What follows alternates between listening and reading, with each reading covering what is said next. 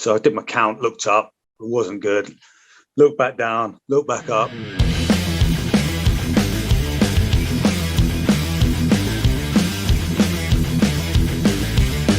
Don't worry if you can't lower your container. He's thinking if I might drop my burger on his head, you know.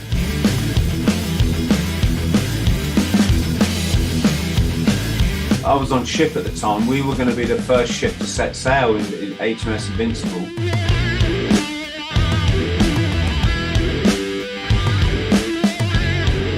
Window would go down and he'd like just turn and look at me.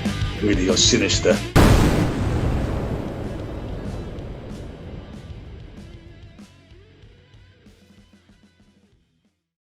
Steve, how are you, brother?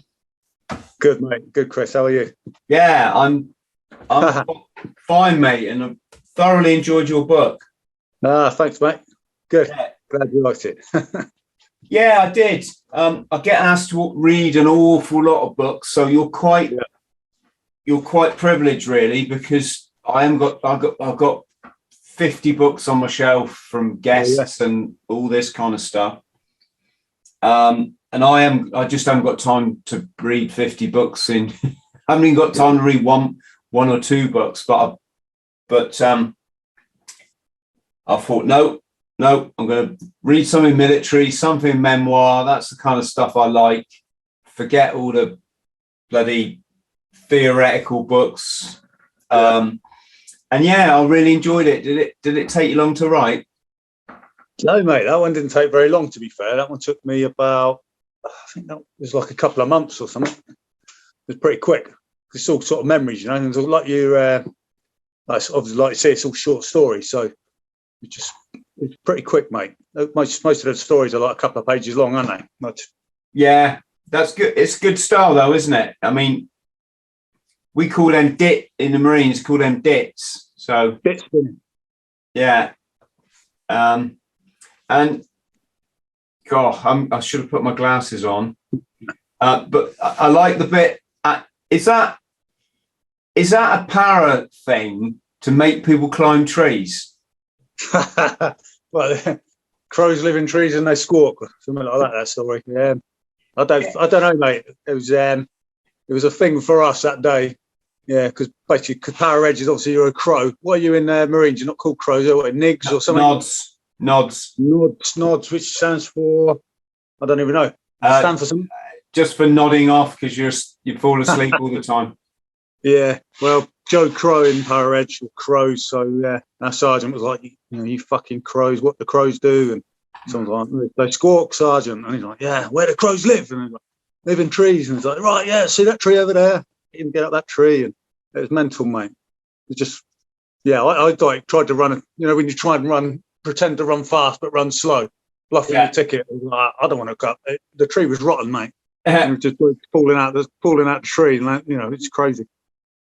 Yeah, I've heard it before because I think it was a mate of mine called George, and he was TA para, whatever that is.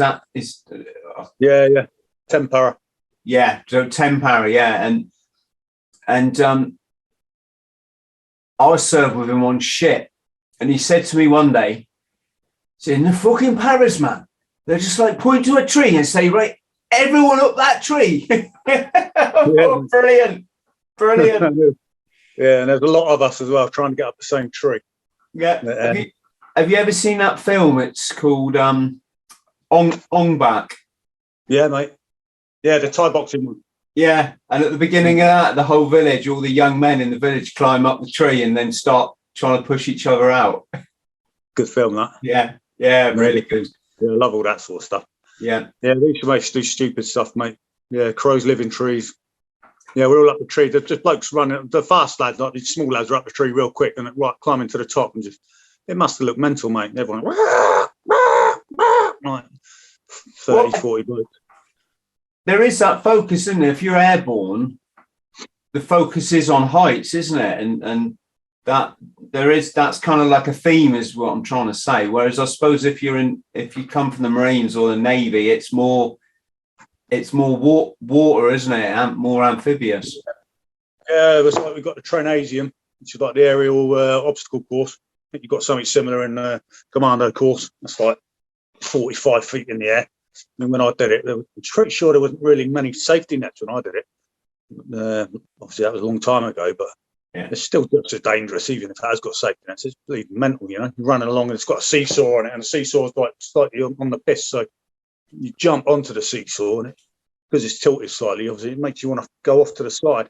You've got to do all these jumps and grab onto ropes and, you know, walk along the shuffle bars and that. It's, there's a fair bit of that. And I know I didn't do depot in Aldershot, but in Aldershot, I know they used to get the Joes up and over the bridges and that, you know, walking across the top of the bridges out in the training area. But yeah, you can't be too. There's quite a few blokes afraid of heights. Mine, I suppose it's different jumping out of a plane. You've done it, and you've jumped, haven't you? Yes, we when I did my jumps course, it was the Gurkhas that would bottle it. Yeah, quite funny, really, that everyone thinks the Gurkhas are these fearless warriors, but no, you get them all up in a plane, and they were literally doing that thing, holding on to the door. And the PJs were trying to this one particular guy, I think he was a sergeant, and they were just trying to throw him out, and he wouldn't let go of the airframe. Then he fell down onto his ass, and he had his feet against the door and his hands against, and they finally managed to lever him out. And just, I mean, it's not the way you really want to exit an aircraft, is it?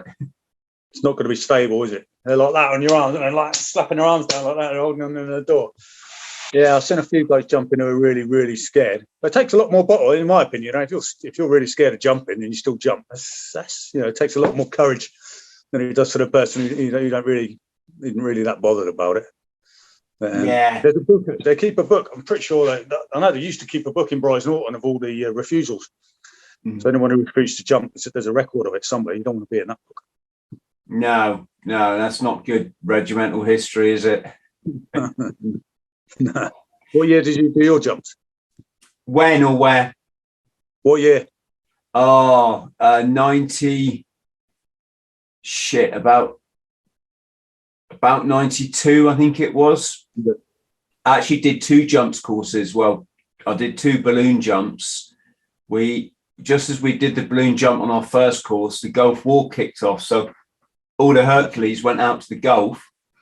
Yeah. And it's funny, actually, apologies people who've heard this story before, but I shared a room with 2 SAS guys, and they were asking me if I knew a guy called Bob Consiglio, who was one of the first Marines ever to actually leave the Marines and then join the SAS, which you actually had to do it that way round back then. You couldn't just transfer like you can now.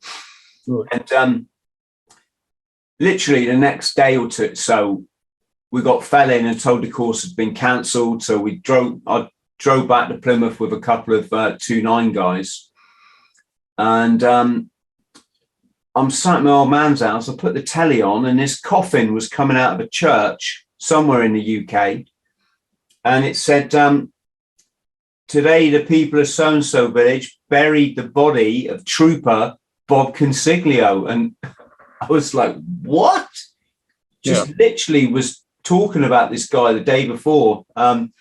So yeah, I found it was quite shocking. That was. He's one of the Bravo 20 blokes, wasn't he? Yeah. And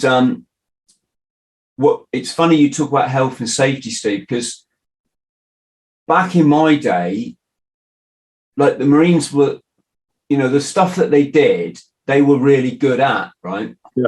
And one of the things that we were famous for was death slides. You know, they used to death slide from like London Bridge or Tower Bridge or something. You know, used to dress in like a pinstripe suit with an umbrella and a bowler hat, and they cleverly rigged the umbrella so that I think a cable went up inside it, and it looked like they're coming down. You know, someone's coming down from the city or something.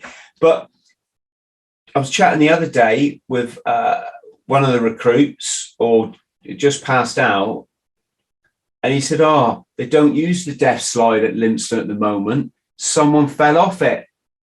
Health and safety." So on my reply was, "You someone's supposed to fucking fall off it.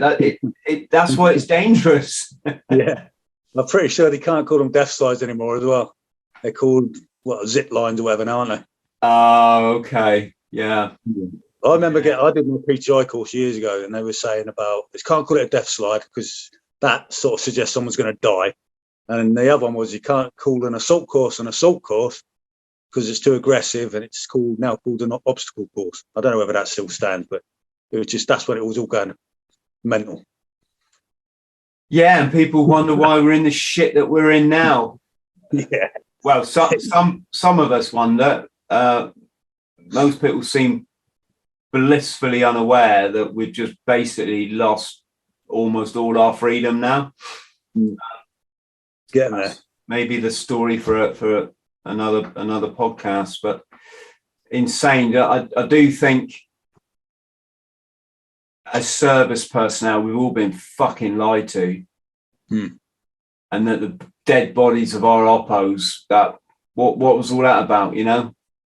What's that about? Just I thought they died for freedom, and now we're all under house arrest and forced procedures and all this sort of shit. It's just madness. Yeah, there's a lot of crazy stuff going on now. Yeah. Crazy. Cornwall seemed to be hit quite hard by all this kind of overthinking and stress and worry. I'm guessing it's because they lost a lot of the tourist industry. Was it? Yeah, to be fair, mate, personally, I haven't really seen that much. Obviously, you've got people in the shops with the masks, but I suppose I keep to myself quite a bit. And I've got furloughed, and because I just left the military when it all started, the coronavirus. I'd only just left the army, so I was in a job, but I was on furlough within a few months. I wasn't really, I didn't see that much of it. I suppose just straight into lockdown, and I hadn't really got into much of a routine in Civvy Street, to be fair. So it was what year did you join up, Steve? I joined in '93, mate.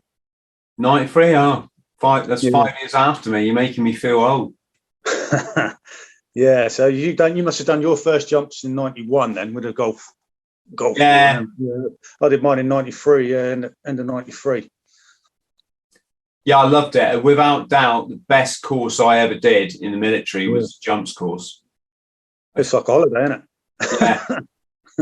Just do that all day long, couldn't you? Oh, mate, yeah. For para-reg recruits, it was just mental because you just, I remember like they're doing the warm-ups and they're like, right, that's it. No, we're down 5 press-ups. And we're like, you just say 5 press-ups. And they weren't there to beach. They're actually trying to get you warmed up rather than just destroy you. Then we got like mega scarf with, cookhouse there is brilliant, isn't it? We actually got time to eat. We're like, this is it's like a bloody holiday, But I think we were only there for maybe 3 weeks. I think our course was quite quick, but I know they can go on for about a month. Yeah, ours got a bit funny at one point because we fell inside that little block that you used to have to sleep in, little accommodation block, and I don't know if it's the CSM or whoever it was, or just the colour sergeant, but he come out and said, right, who's left fucking underpants on the radiator, and he had this real bee on in his bonnet about it, and he said, right, that's it, leave is cancelled for the weekend. And it was one of the Marines or one of the 2-9 guys, and he went, you what? We're fucking trained ranks. We're not fucking recruits. We go on when we fucking want. Thank you very much. And it was like a bit of got a bit weird there for a second. Right. Yeah. We were just Joe's, mate. We just did what we were told. We had no say in anything. Yeah, of course. But you've done loads of jumps, Steve, haven't you? No, really. I mean, compared to civvies, I haven't done hardly any. But in military circles, I've done all right. I did about all up. I did probably 450, 500 jumps. Yeah. But in Civvy Street, that's nothing. That's when you do that in your first year or something. If you're a skydiver. Yeah, you get skydive instructors, don't you? They've done like 14,000 jumps and stuff. Yeah, easy. Yeah, and more. But yeah, I was quite lucky, really. I did my tandem masters course, and obviously did my palo and hey ho course, as well as my static line. But yeah, I did all right for a military person, mate. Yeah, we used to have to keep up quite a few different currencies in the Pathfinders as well. So normal parachuting, you've got to do like one jump or so every 2 years to keep current. But we have to do like one jump with every type of different parachute every 6 months at least. So we're quite lucky. We get the jumps in a bit more than the average bloke, I suppose. And how many times did you pull your reserve? 2. Yeah, 2, mate. That's like beyond the odds. It shouldn't be. I'd say one of them now. I reckon one of them, the first one. Now I would have waited a lot longer. I was still on my course. But so I did my count, looked up, it wasn't good. Looked back down, looked back up. I was like, that's still not good. So I was like, right, cut away. That was on my free fall course. And then, but that one, yeah, I kind of learned over time that you can ride them out quite a long time, slow opener. And the second one was definitely a malfunction. It's called a horseshoe malfunction. It's like really dangerous. But that one I would do the same again. But yeah, I'd say I probably definitely had one bona fide malfunction, and another one which I don't know. I don't know. I never know. Maybe it would have opened if I'd have left it a few more seconds. But you know what it's like. You're plummeting quite quick towards the ground. Yeah, it's that situation that you don't ever really want to be in, do you? No, mate. No. Well, on that, we used to jump with a parachute called a GQ 360, and it had a thing on it called a height finder. Something called Cypress has taken over now. It automatically opens your parachute. But this thing used to pull your main, not your reserve. You used to pull your main at a preset height. And and it was the parachute was on a kicker spring. But sometimes you could feel the kicker spring. You're being free fall. You could feel it hitting you on the back of the head where it was just flopping around as it come out of the parachute, and hadn't caught any air. And the drill was to like roll your shoulders, and there's all these drills to do. I'd sort of exhausted the drills, and I was looking at my altimeter. I was like, Jesus Christ, man, I'm still going down pretty rapid. But when my reserve came out, so my main was flapping around like this, my main kicker spring, then my reserve came out on a kicker spring, and they wrapped around each other. So I just had 2 kicker springs basically like wrapped around each other, and I was just like rolling my shoulders and all this sort of shit like you're supposed to, and trying to elbow the back of the parachute. And eventually it came out. Obviously, I wouldn't be here. But yeah, as I looked up, my main was dragging wrong. My reserve was dragging my main behind me. Because when I landed, I was just like, I actually landed and forgot to drop my container as well. Which you know what that's like. When you jump in any parachute, your main concern is getting your bergen off your leg so you don't smash your leg. I was kind of preoccupied with not dying, I think, at the time. And I landed and I sat. We had our bergens on the back of our legs at the time. And as I landed, as soon as I landed, I sat on top of my bergen and just fell off backwards, landed on the desert. And I remember just going, dick, like that to myself because I hadn't dropped my container. It's easy, isn't it, to get so caught up in it all in the heat of the moment and forget something. Yeah. I remember I had the wind behind me, so I was going quite fast with the wind. Yeah. And I got my wires crossed in my head, and rather than pull down on the front lift webs, sorry, the back, was it? Yeah, the back, isn't it? I pulled on the front, so I'm going even faster. Yeah. And the PJ on the ground shouting, "Number 27, let up." Well, to me, he's talking to someone else, isn't he? Yeah. And fucking hell, did I cream in? You know when you really hit hard and you knock yourself a bit unconscious? It was like that, and them round parachutes are bastards. I mean, you ain't got no time to muck about. That's the thing when you do your normal jumping. It's like you jump at 800 feet or whatever. You're coming down pretty rapid. There's no time to muck about, is there? If you get something wrong, that's it. You fucked it, really. Yeah. At least with free fall, you got once you get a bit more experience, you got a bit more time. military parachuting, you're generally deploying your parachute at 5,000 feet. Like now, when I did my course, it was 2,500, 3,000 feet sometime. But now it's normally say 5,000 feet. So you've got a fair few seconds to sort anything out. There's no massive panic. But on a normal parachute, it's not going to be long. You're smashing into the deck. You've got to make a fast decision. Ain't you? Yeah. There's a lot going on. Yeah, I've been entangled with someone as well, and I went through some bloke's rigging lines, and it's like I'm that bloke. It's like you've been to 11 a reef. I feel sometimes someone's like, oh yeah, I've got entangled. Oh yeah, I got entangled, and it's like, I had a malfunction, but I'm not bullshit. And it's like, it's just someone would just say, yeah, bad skills, mate. I landed entangled with some bloke. I didn't know him. He was an officer as well. And I'd only just seen him the day before, and I think, who the fuck's that bloke? He had one pit wonders, we used to call him, second lieutenant.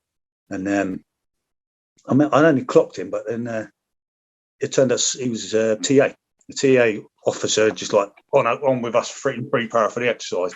And when my canopy opened, I looked forward, and I was like straight away going through his rigging lines. It's like, oh shit! And I was just like, you're supposed to spread out, aren't you, and all this. But it's too late. I've gone through and then dropped down. I was like, oh shit. And I looked down at him, and he looked up at me, and I clocked who it was then. He said, don't worry if you can't lower your container, because he's thinking if I might drop my burger on his head, He said, so don't worry, you can land with it on, you'll be all right. I was like, fucking no chance, mate. I'm not landing with it on. I just want to take my chances. A bit jack, really, but I don't know, young lad. So I just popped it off, and it just missed him. Landed, went past his head pretty much. But we both landed. It was we're both all right, to be fair. But that could have gone wrong. That did go wrong. Could have gone more wrong. Yeah, it's funny, isn't it? You'll both be telling that story for the rest of your lives. Mm. He's out there somewhere now telling it to someone. You never guess what happened to me. Yeah. I wonder if he beefs it up a little bit though. So one of our parachutes collapsed or something. Maybe he makes it sound a bit more exciting. I don't know. Don't know who he was. He came over and shook my hand. He's like, oh, what's your name? I said, Private Brown, sir.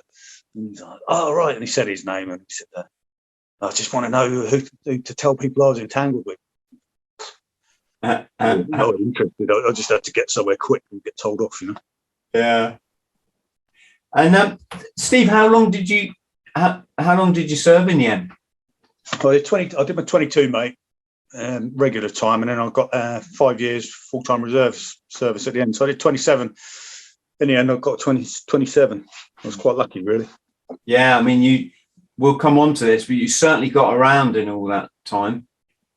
Yeah, mate, lucky. I got a lot of travelling and a lot of exercises, and went to loads of different places. Yeah, it's quite lucky, really, with my timing, I suppose. I suppose it's because some soldiers have gone through their career and not got to do a lot, or they've just been unlucky, or not sort of scratched that itch, I suppose, and they feel like that. I've met some blokes not too long ago, actually, and they're a bit like that. A couple of officers, and felt like they just got out at the wrong time or whatever because they missed some tours. But it's always going to be the same, isn't it? No matter when you go or join, you're always going to miss something. Yeah, we missed the Gulf War. I was on ship at the time. We were going to be the first ship to set sail in HMS Invincible. Yeah. And as we were all expecting to pull away from the side in Pompey, the captain came on the tannoy and went, they're sending the Atlantic conveyor instead. It was the new Atlantic conveyor. For anyone who's wondering how there's an Atlantic conveyor, because some of you know it got sunk in the Falklands, but and that was it. And all around the ship, you could hear all the matlows cheering because they didn't want to go to war. And in our mess deck, everyone was just in silence, staring at the floor. And but I feel I put in for 4-2 commander because I knew that they were going to Northern Ireland, and I thought if I am going to serve, I want to see some action. So yeah, that was my first tour. Was I went to Northern Ireland before I went to Norway, which is a bit unusual. Yeah, because you were like massively into the Arctic warfare, I guess, at that point with the Marines. I know they're still like leading it now, but it was quite a big thing at the time, wasn't it? I suppose because of the end of the Cold War, sort of just Yeah, I don't know how it sits now, because back then the bullshit was the Russians are coming over the northern flank of Europe and we've got to fight them off. And I mean, it wouldn't be the first time. I think they've done that to Sweden and Finland before. But yeah, I don't know what the mission is now to be up there in Norway training, but I'm guessing the Marines still do it, because that was one of their big things. But you've been up there a few times, haven't you? Yeah, mate. Yeah, I was in Free Power and we went to the it was called AMFL. I don't even know what that stands for. Air Mobile Force, maybe light. But yeah, we did that for a few years when we were in Dover, and that was, so most of our training was led by MLs, Royal Marine Mountain Leaders, especially at the start. And we had a couple of Royal Marine officers attached to us. In fact, one of them was that captain, maybe Major Phil Ashby. Sure, he was Marines. He got captured in Sierra Leone. He's done pretty sure he's written a book. Yeah, we had a couple of Royal Marine blokes, and yeah, I did my MSI course, and yeah, worked with a few Marines over the time. Yeah, good bunch of blokes, mate. Man, good crack. Yeah, that was yeah, Norway was interesting. I did a course with the Swedish SF while I was in the Pathfinders as well. That was a good crack. They're bleeding mental, they were. Yeah, are they any good? Because they've got females as well, haven't they? I don't think they did in the unit. We were working with the FJS, and I can't remember what that stands for, but they were really, really good, mate. And it was like they had a few instructors, and they were like the parachute jump instructors. They were the ski instructors. This bloke was driving the coach. He was a scuba diver when we did ice breaking. He was like in scuba kit. I had to go and get my ski poles, so I dropped him, SOPs. But, yeah, they seemed to be able to do everything, mate. And they had this bloke called Major Connie Grayus. He was an absolute maniac. And he had us hanging in the flight swing before parachuting, and he was like whacking us around the legs with a stick.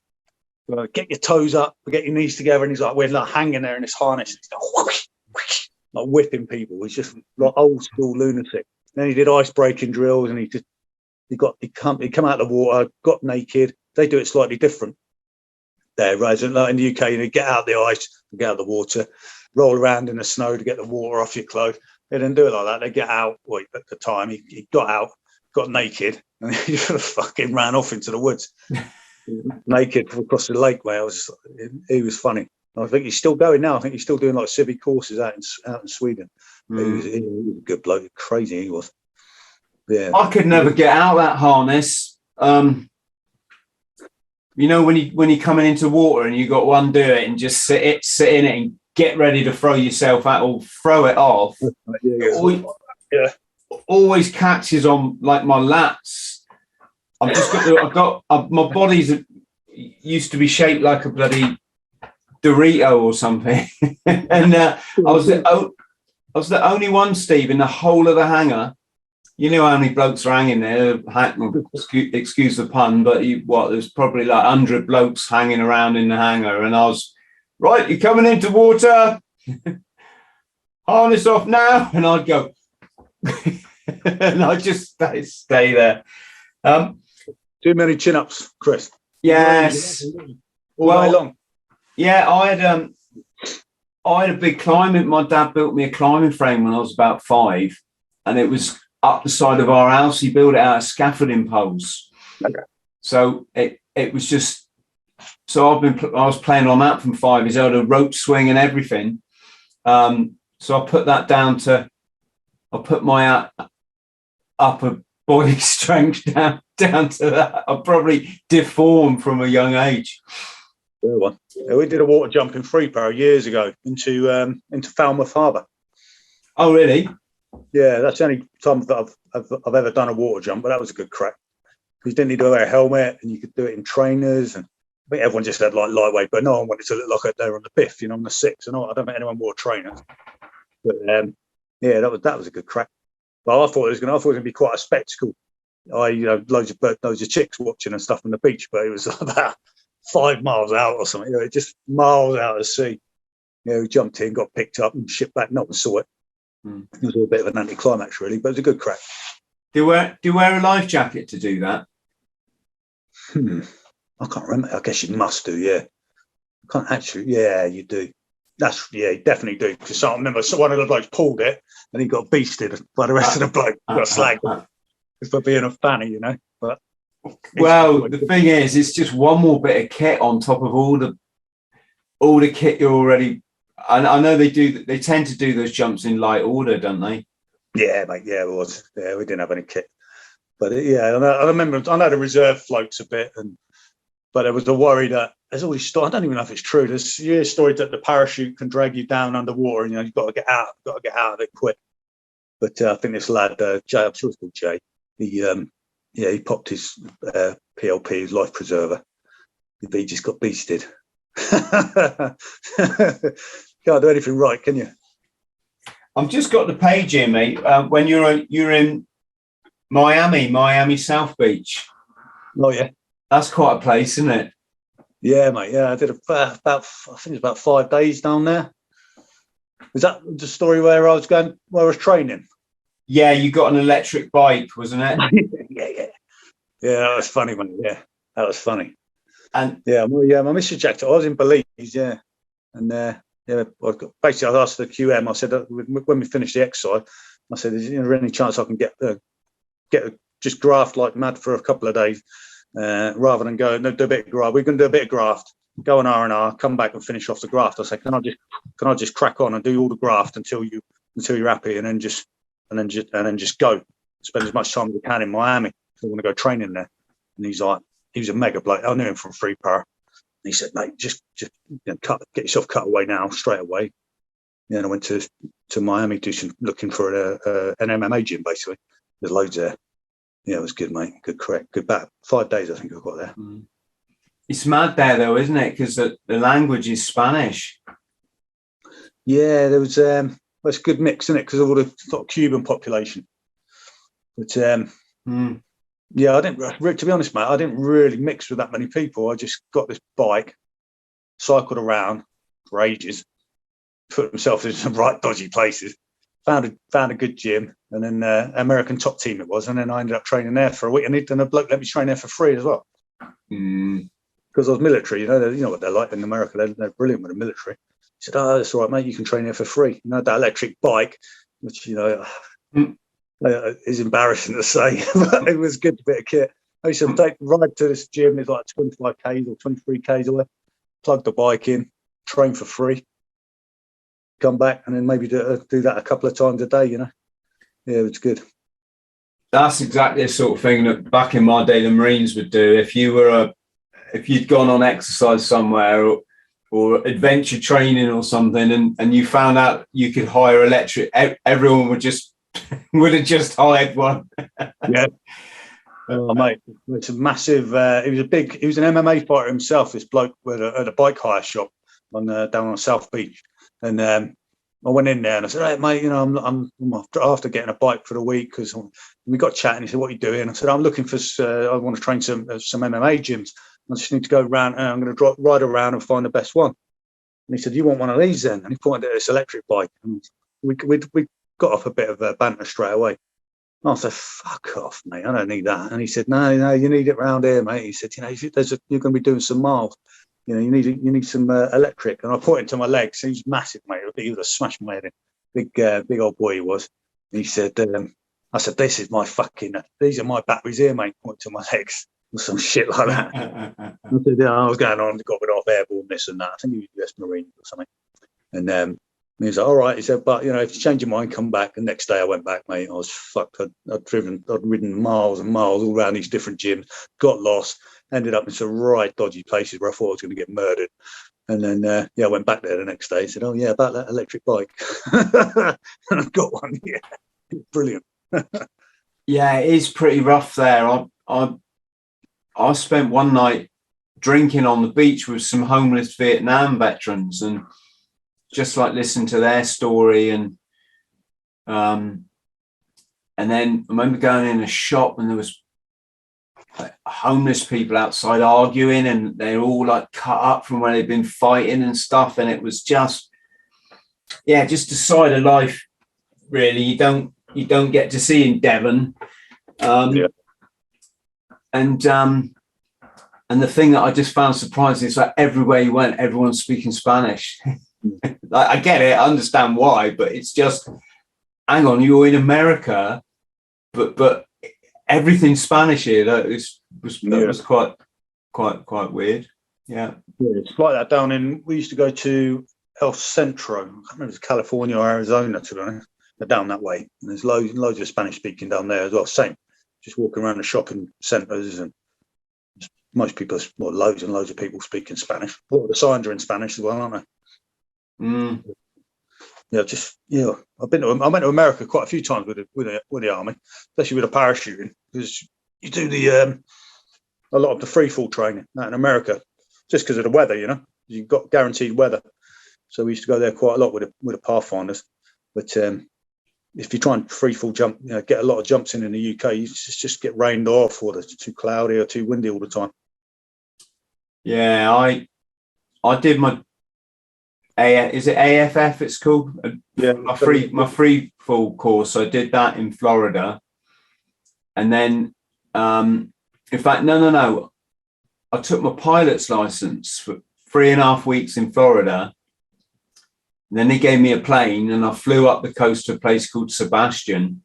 I did skydiving, and you get the weather, because you get the heads of cloud build at the end of the day, but all throughout the day it's just pristine. And I remember thinking, my God, if I try to do this in the UK, I'll be waiting years for over there you can get 20 jumps in a day if you can pack your chute fast enough and get back on the plane.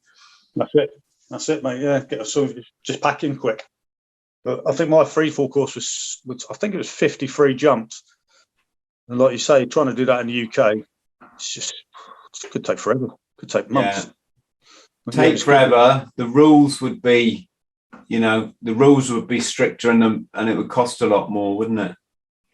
Yeah, mate. Yeah, I did. But it's just jumping in the military is really difficult, I think, at the moment as well, because there's just no aircraft. It's and they used to do depot. Every depot platoon used to finish and go on a jumps course. I'm not sure if it's still the same now, but a while ago they were waiting. They were holding recruits back, actually sending blokes to battalion without their wings, and waiting for a couple of platoons to have passed out, so you'd have enough blokes to fill a jumps course. But it's all down to obviously budget cuts and all the rest of it. But when I went through depot, it's just the jumps courses were planned to coincide with the recruits reaching that point in their training. It was nice and smooth. Yeah, it's a bit everyone would look forward to, isn't it? Yeah. Become definitely. a real para, and now they don't even have the balloon anymore. No, that went ages ago. I was quite lucky actually, because I got the balloon on my course, and then I got to do some more balloon jumps out in Belgium a few years later, or a couple of years later, because they had it. I think they had our old balloon. But yeah, that was a good crack doing my Belgian wings. It's just a couple of jumps. Steve, tell us about the Pathfinders then, because I've been asked many times to get a Pathfinder on my show, and I think you're the first, to be honest, or maybe I've had one before and I didn't realise. But can you tell us how they're a very proud elite few, aren't they? And how did Pathfinders come about? Is it a Second World War thing? Or? Well, yeah, there was Pathfinders in the Second World War, but it kind of merged and changed loads and loads of times. Then it sort of got reinvented in 1985 as pretty much as how it is now, under a black economy. So they weren't actually an established unit. It was just blokes kind of selected, like your BPT. So in the Royal Marines, you used to have, I think they've changed now, but you used to have the Brigade Patrol Troop. It's kind of the closest, that's the best similarity you're going to find, I think. That was your brigade reconnaissance.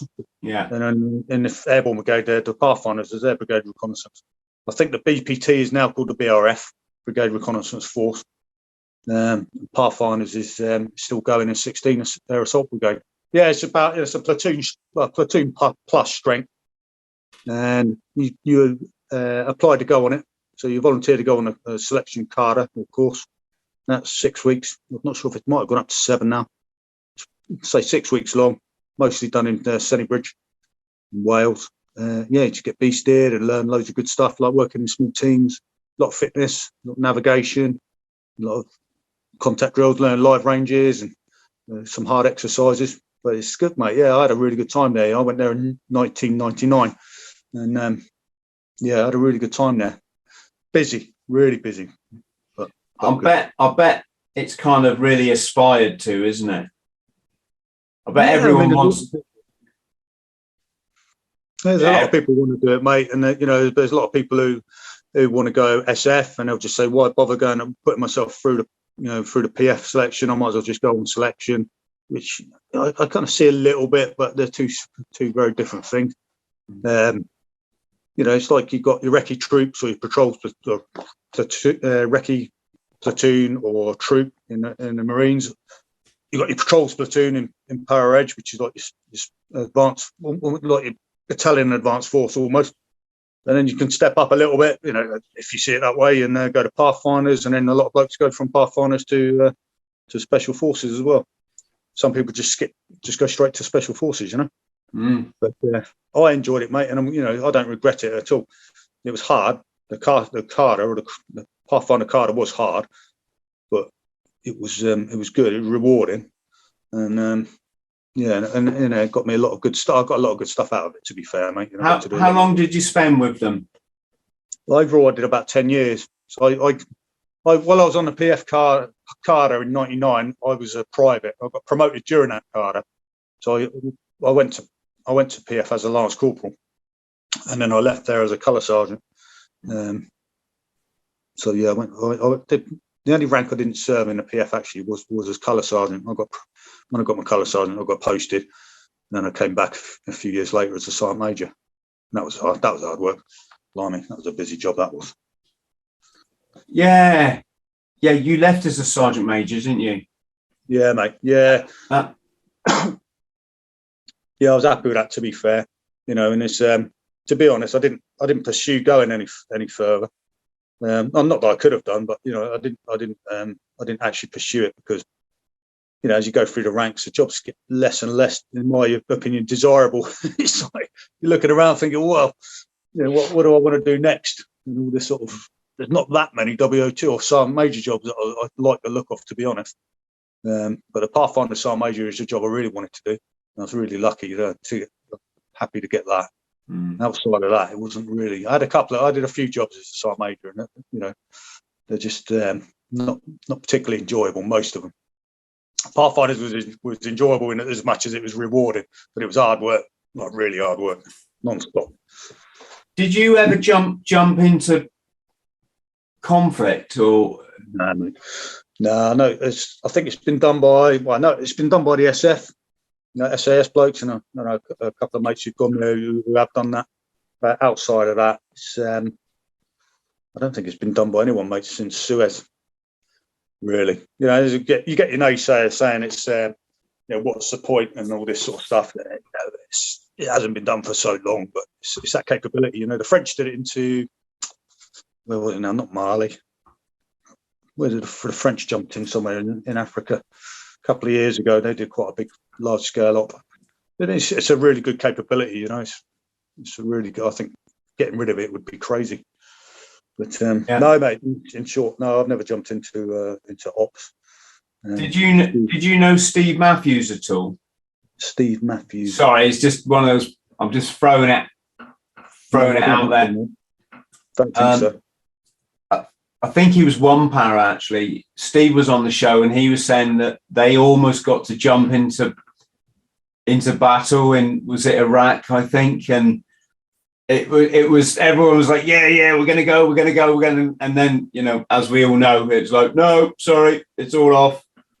Yeah, I'm trying to think where it was because it was either Iraq, I think it was Iraq, mate. Yeah, because the PGIs and everyone, they got flown out of the parachute jump, the dispatches basically, and I was in PF at the time. I think it was Iraq, and there was rumours going around. Everyone was buzzing, mate. Really, really excited, and then because we work closely with the PGIs in the Pathfinders, we kind of, we've become quite good friends with quite a few of them, and sort of see them out on tour, and they're like, well, hang on a minute, it's like, they're here and they say, what are you doing out here? And they're like, oh, we've come out of all the parachutes. And everyone's getting well excited. Yeah, I can't remember the reasons why it got called off. There was going to be a jump into, they were considering a jump. That was Iraq, actually. When a Pathfinder patrol went and wrecked this, I think it was a disused airfield. Might even be a book written about it. But Dave Blakely wrote a book. I haven't read it myself, but there's a book written about that operation because they basically got massively compromised on the way to Rekia drop zone for the battalion to jump in. But yeah, I mean, I think it nearly happened a few times, mate. Yeah, nearly. What weapon do you use as a Pathfinder? So they've got C8s nowadays, which is like like your old AR type variant. I think the BPT have got them as well. There's a few of them. A few people got them, like an M16 type weapon, mate. Yeah. But, really nice bit of kit. It's got long barrel, short barrel. It's a bit more lightweight. It's easy to maintain. It is a good weapon. But that took a long time, and then obviously when the Pathfinders did get it, eventually, it took a long time, and a few good officers really pushing for it. Then everyone a lot of other units were like, oh, we need that as well. And it's like, shit. And they nearly stopped us getting it because all of a sudden everybody was like trying to find out, how our demand had got through, trying to copy and paste it. And then lots of other units were saying, yeah, we need that for the same reasons. They almost just turned it off and said, right, none of you fuckers are getting it. But in the end, the PF got it. I think some MPs, RMP, military police might have it. I'm not sure. But it's a good weapon, mate. And then obviously we've got the LMGs and a 50 cal. The PF armory is really good, mate. You look at it, we used to have like 6 or 7 50 cals, 20 odd GPMGs. We had our own Milans, anti-tank missiles. We had everything really. It was we've got every man's got a pistol. And the army was actually was really, really good compared to your sort of normal rifle company armory. Yeah, we were really lucky, really well equipped. And these contacts that I read about towards the end of the book, were you with Pathfinders then? Yeah, mate. Can you tell us a bit about that? Because people at home won't have any idea what it's like to be a Pathfinder, let alone to come under enemy fire and be mortared and rocket propelled grenades and the like. Yeah, well, I mean, I've not been in hundreds. Some blokes have been in loads and loads of dust ups, but I've been in a few dust ups and that. But it's like you say, our RPG had an RPG go over the bonnet once. If that's the story I've written so many stories, mate. I love the story. I forget what I've written sometimes, but what you might be referring to. But yeah, there was one time we were out in Afghanistan when we were heading towards a town called Garmsir, and basically we get into an obvious sort of choke point. This is dodgy as fuck, but it's like, we got to go through it. We've got to go through it. So, you can't just turn off a mission because you think it's dangerous. Obviously, the mission is dangerous by nature. So we like change from night vision into basically took a night vision kit off, and then while we're doing that, the guy picked up a transmission on a radio and radioed into me and said, I've just heard a message, picked up a message, intercepted a message, Dave. And someone said, they are coming, we are ready. And I was like, okay. But over to our flank, there was 300, led by a British team. There was 300 ANA, Afghan National Army, and ANP, Afghan National Police, big force of them. Not only a few hundred meters away from us. We picked them up on the scopes and that. And they're probably talking about them. They might be talking about us, but there's a lot, they're a much bigger sort of signature. They could be talking about them. I was like, all right, okay. But we're always stood to anyway, always expecting something anyway. So we patrolled off, and I normally used to go lead vehicle. I just prefer, to pick my own route and all that, rather than keep telling someone else to go left or right.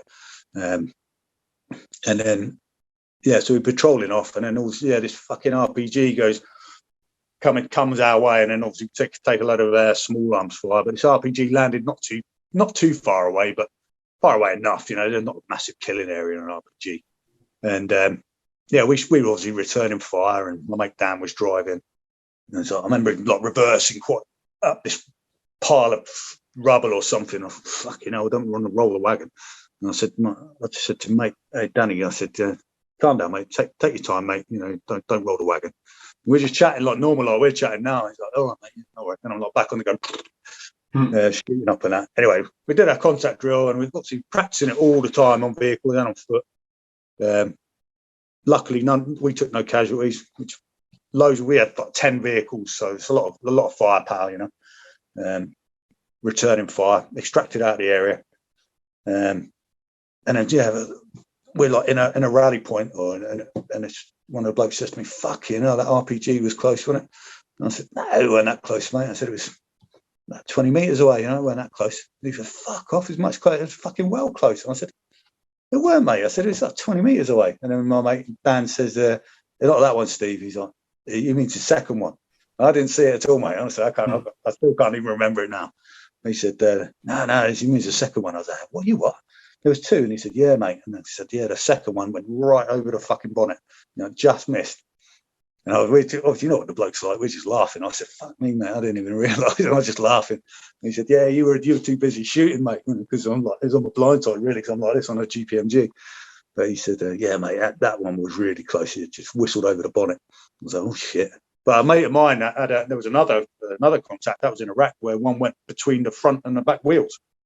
And they were driving along a road, and someone fired an RPG at my mate. I think it was my mate Cam's vehicle, but the vehicle behind saw it, and it went, you know, because they're driving through an ambush basically, and it fired through, and it missed them, but it went underneath them between the front and the rear axle. It's just like sometimes you just get lucky, sometimes you're not. Do you have to account for these rounds that you're firing when you're actually in combat, or can you just give? Nah, you basically you need to get an ammo resupply, so you kind of work out what everyone's fired, and then just, you know, when you fire up your contact report, what I do anyway, just say how much ammunition I've expended and try and get some more sent out as soon as you can. But we used to carry a lot of ammo, you know, so it's not like we would run out particularly quickly. We had a lot, but it's no, mate. At the end of the tour, or if you haven't fired any ammo, then obviously you're going to expect everything back. So you can't just kind of rattle it off and then expect to get away with it. You know, they know exactly how much you've been issued, and you need to give that much back. So, but yeah, once you've been shooting, it's kind of gets a bit rough. You know, it's like I shot about 600 rounds of 7.62, and can you give me 600 rounds back? You know, it could be 700 or 500. But no, mate, it's not really not that well. It is well accounted for, but no one's going to really dispute it. If you're in a contact and there's holes in the vehicles and shit, and people have been shot or whatever, then no one really cares. It's all about preserving life, really. Yeah, we had a situation in Belfast where we're on a vehicle patrol, and my mate was on top covering the vehicle behind, and every time we'd gone around this corner, this lad had come out with a brick or something, and my mate said, right, next time he does that, I'm going to baton round him, right? Which is not for anyone listening, not really good behaviour. It happens. Allegedly. You know, allegedly. You're supposed to sort of reserve them for if life is really under threat, I suppose, in a riot or something where you could get overrun. But so this lad come running out, shot him full force in the chest. And then, of course, we had to account, didn't we, for one missing baton round. And the RUC gave us one. I probably shouldn't be saying this. Allegedly. Probably allegedly the RUC gave us one. Probably going to kick off the war again. But yes, mate, that's sort of forgotten places. Northern Ireland was, when I got to battalion, it was, when I went to Northern Ireland, I always forget what it was. Say 97, 96, 97.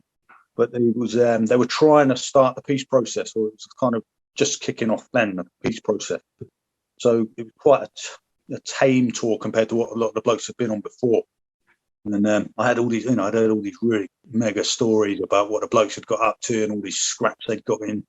And you know, it was a crazy place, Northern Ireland. People, I think it's probably almost already forgotten about, and certainly the next generation will just be totally forgotten about. But it was a nasty, nasty place, wasn't it? As a soldier.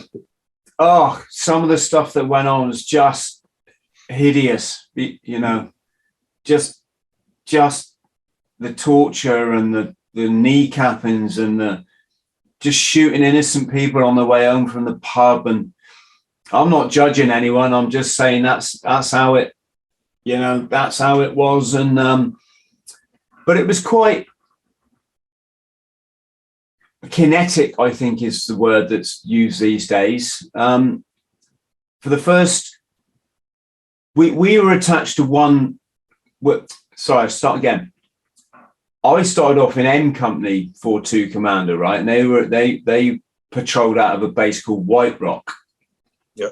But the little troop I was with, it was sort of a half troop, was called the Commando Reserve. And so we would be tasked to go and do jobs in other areas of the commander unit. So one day we got tasked to Lima Company's area, which was the Ardoyne. So talking, I think that's more North Belfast. West Belfast, I think, mate. Yeah, I went to the Ardoyne. West Belfast. Is that west? Is it? Yeah, someone was telling me earlier it's north. But anyway, so here's the thing. Nothing of consequence had happened to this moment. And it left you thinking all the build-up you'd done, which was 6 months, you know, Liddon High, firing off rounds, you know, on the ranges, mock-up villages, 2-2 conversion kits in your weapons. So you're actually, you know, patrolling with live ammunition, all this sort of stuff. It left you thinking all that was just overkill and just a bit of like, I don't know, you'd call it army barmy sort of shit, you know, that nothing's really. Well, you get really lulled, and I'm sure you've experienced this in the Middle East, you get really lulled into a false sense of security thinking nothing's going to happen. And then when we got tasked to Lima Company, Girdwood Park it was back then, as we patrolled out the front gate, the IRA blew up the back gate, or blew up one of our sangers that was on I think it was the New Lodge Road behind the camp. And you don't half feel those bombs go off. Every you know, you feel it. Well, as you know, Steve, you know, you feel it under your feet. And so we're literally running out bomb bursts, and you don't know that it's not you that's been hit, because you know, is it someone in your patrol, whatever? Yeah. So we all made ready, took cover behind the actual boulders in front of the camp, you know, the ones to stop the suicide bombers.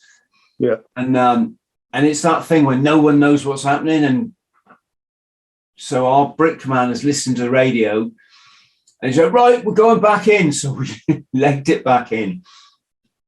So that was interesting. Then I hooked up with my mate who'd been in an observation post on one of the flat blocks of flats.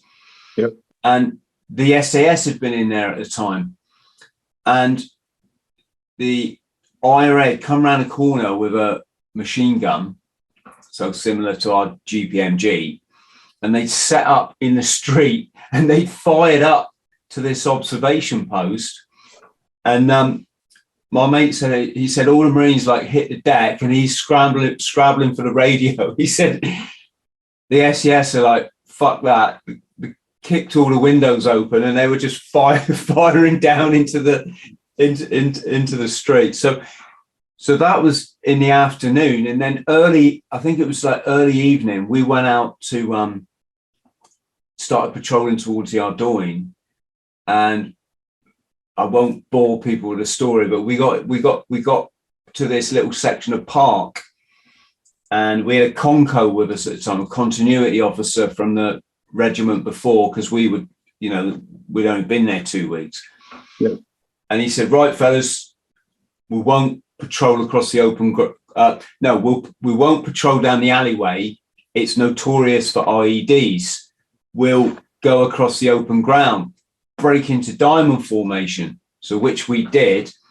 And as our tail end Charlie, Jock, as I call him in my book, stepped onto the grass behind me, suddenly this sniper, or technically a gunman, but, you know, he was sniping at us from the back of the Ardoin.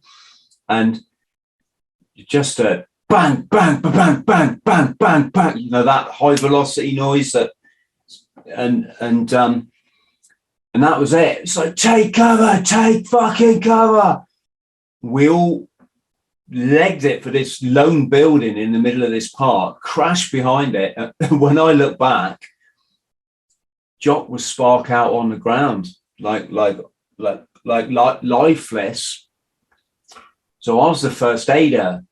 So I started running back to drag him into cover. And as I started running, and all my team's going, Chris, get the fuck down, get down. And I'm thinking, I can't do that.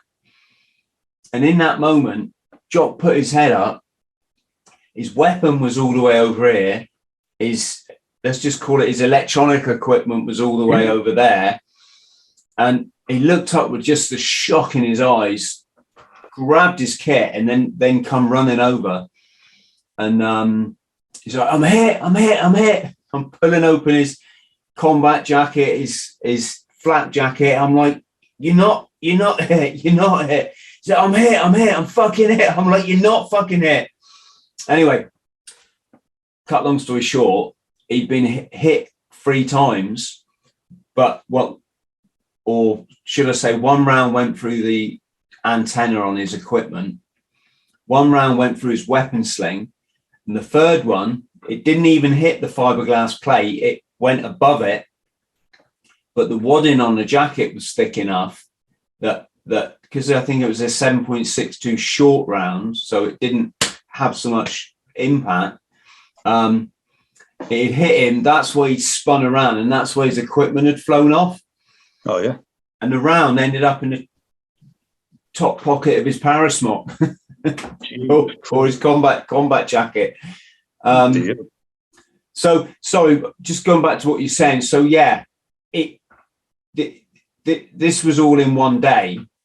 Yeah. And then there was one particular day, there was 171 serious incidents in one day. So a bombing, a shooting, mortar bombs, police station attacked, people taken hostage by a sniper, all so a sniper can do is shoot. I mean, all this kind of stuff. And the weird thing is, this isn't in the Middle East or something. This is in technically a British city. Yeah. Fucking insane. It is insane. Yeah, I was in Girdwood as well, mate. You say you were in Girdwood Park. Yeah, that's where we were based, and on the Ardoin. Just like I tried to explain to people, you turn a corner and it's all like red, white, and blue down one street, and then it's green, white, and orange down another, and people are just throwing bikes at you and bricks and bottles, and it's just crazy. People can't, unless you've been there. It's quite hard to get your head around it, I think. I got bottled by some little kid, mate. He's I think that's one of my stories, and I think it's in that book you got, where I was just like patrolling down through there, just coming off the Ardoin, and I was out with 3 paramotors, and this kid just walked towards me with a bottle, and he's a tiny little kid, and he just comes walking towards me. He's got no top on.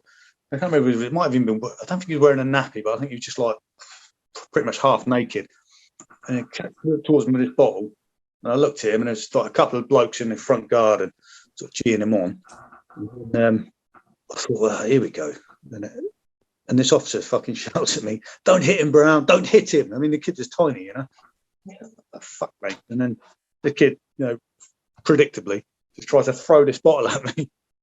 I just stood still, and I looked at it, and I'm looking right down. It's tiny. And the bottle just hit me on the leg. It was an empty bottle. I think it was a milk bottle or something. Bounced off my leg and just landed on the floor and broke. I was looking at this kid like, what the fuck? And these 2 blokes were going, thought it was brilliant.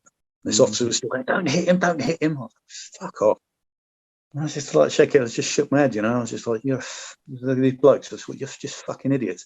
You know, this kid just, he don't know what he's doing. Probably in prison now. Yeah, the hatred, isn't it? That's what I think people would find it hard to get their head around, just the level of hatred. Yeah. Yeah, and like programming your kids and his dogs. And I really like dogs, you know. And I remember some bloke's dog, he had it, had it on a lead. He'd obviously trained it to have a go at the soldiers and that. And this dog was like snarling. I think it was on the other side of his gate as I walked down past his house, and he said something. I said, "If you let that dog go, mate, I'm going to fucking shoot it." And he's like, "Yeah, you fucking cock," and giving me grief. I said, "I'll fucking shoot. I'm going to fucking shoot that dog, mate. You let it off the lead, I'm going to fucking shoot it." You know, I fucking love dogs, but I just think, well, I'm not going to get bitten to fuck by this thing. He really wants to have a go at me. You know, and he did let the dog off, but in my mind, I just thought, well, I'm definitely going to shoot it. You know what I mean? I'm not going to get mauled by a dog. This is just mental. Yeah, the regiment we took over from, one of their blokes got blown up. I'm guessing it was IED. I think it was blown up. And if I got this right, his dead body's lying in the street, and the dog comes out and starts to try to eat starts trying to eat him. At which point, some of the locals all start cheering, and at which point one of the soldiers just turned around and shot the dog. Yeah. I'm just saying this for people at home to get an idea of just the fucking mentalness of conflict and shit. It's, young men have got to go through all this and then try and be normal afterwards. Yeah. And talking of which, I mean, we've both had our sort of struggles, Steve, haven't we? Mental health wise, and your books, it's great that you talk a lot about your life growing up. And I was having this conversation with someone yesterday. I was talking to a psychiatrist who's coming on the show. He's a forensic psychiatrist, and he's worked with a lot of high profile murderers and this sort of stuff, right? And I said to him, are you aware of the concept that in the military, most of us joined up with PTSD? It's not, we had it from childhood, and so we had quite an interesting conversation on it. But when you talk about when you're getting ready to leave and it's all starting to come to the surface, yeah, it's mad, isn't it? You can suppress that trauma for, like, in your case, 20 odd years, and yet it's still there unresolved, and it's ready to cause havoc in your life. Yeah, mate. I think that's the hardest thing, is kind of crossing that bridge, and going to get some help. I spoke to a lot of people since writing that book, especially a lot of people have reached out to me and sort of, or they've read that book and then they've started talking to me. People I've known for a long time and said, "Oh, I didn't realise you felt like you were like that," and loads of people were like, "I'm not. Actually, I'm exactly the same. My brain works exactly the same way." I was talking to a bloke quite recently, and he said to me, in fact, I'd not long met him, and he said within meeting someone, within the first few seconds, I've already worked out where I'm going to bury him. He's like, he's a veteran, and I thought, he's not saying he wants to kill people. He's just thinking, what if this happens, and if that happens, and that happens, and he's like, and I said, yeah, mate. I said, I think there's loads and loads of blokes like that, in my opinion. I think there's loads, mate. I've got some good mates who've reached out to me, and they've identified themselves that have got like problems. Like bloke said to me, "I'm going fucking mental, mate," and I say, go get some help. But they're like, "I can't, I've only got a few years left to push, and I don't want to get kicked out." Oh, fucking hell, mate. And it's a difficult, really, really difficult one, because you can't say, "No, mate, go and get help," because you won't get kicked out, because they might do. They might do. You just don't know how bad they are. But it's really, obviously, they just think, I'll just stick it out for another 5 years, 6 years, and it's like their symptoms are only going to get worse for that period of time, and there's more shit to undo when they do eventually go and get some help. There's blokes going to get private help privately. I've got mates who've done that as well. Gone to see psychologists and psychiatrists privately, in confidence, and the military don't even know. And they just, they're getting therapy. They've had therapy. It's like, fucking hell, these poor blokes. There must be thousands of them out there. Yeah, I mean, there's guys, and I'm guessing girls, but obviously our experience is more with blokes joining up with a lot of damage, isn't it? And then the military's a strange environment. Like you said, when you go downtown for a beer, you're constantly thinking, is this going to escalate into violence now? And how's it going to, where, and it's mad, isn't it? It's mad that the damage you were thinking about inflicting on someone who's a complete stranger. Yeah. And it's constant as well. It's like you say, mate, it's all the time. Yeah. I mean, I think I missed your point, but yeah, originally, but the chart, they're bringing stuff into the military. I think you're right, mate. I think there's loads of blokes who do that a lot. And you just don't realise it. When I started getting psychotherapy, my psychologist, who I saw a couple that were really good, and they were like bringing up childish stuff. And I said to the psychologist I had in Plymouth for a long time, I said, look, to be honest, I'm done. I think we're done. I don't want to keep talking about it, because it's like, I think it's fucking hell. Everyone went through some shit when they were a kid, and mine was no different to anyone else's. And she kind of put it into perspective. And there's a few things that nothing outrageous really happened to me when I was a kid, but it took me a long time to accept that they had a big effect on my sort of outlook on the world and all the rest of them, sort of shaped the way I am as an adult. And it's like, actually, it's good to address them, even though you just need someone to point them out to you. Just a few things. There was some domestic violence in my house and shit like that, and with my mum getting beaten up and stuff. And as a young kid, I couldn't do. Me and my brother tried to stop it, and we couldn't. And I think that really had a massive effect on me. It made me very protective. We've been really protective of my blokes. It's like, even if I think they've done something wrong, they tell me they haven't.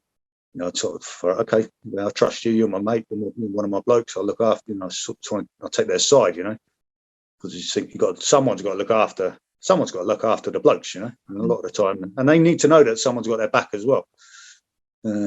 So I think probably came from a childhood where I didn't really have someone who had my back. My mum tried it. My mum did, but sometimes I think as a young lad, you need a male role model, a father figure, someone who can beat someone up. If you go to them and say, this person's picking on me, or this person just smacked my mum, then there should be a bloke who steps up and says, don't you worry about that, mate. That's fucking, I'll sort that and sort it out.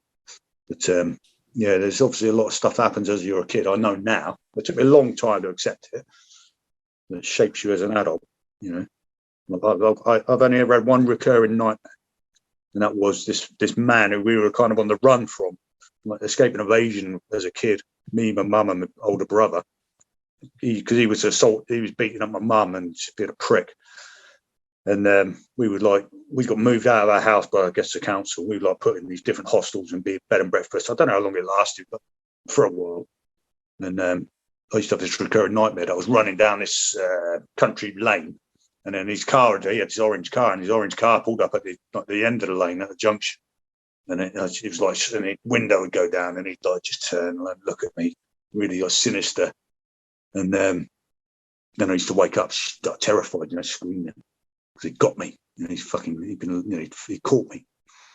But that's the only recurring nightmare I ever had. And a lot of people who've got not PTSD or whatever, that's a big problem for them. Is they have a lot. I'm lucky. See, I have a lot of aggression in my sleep.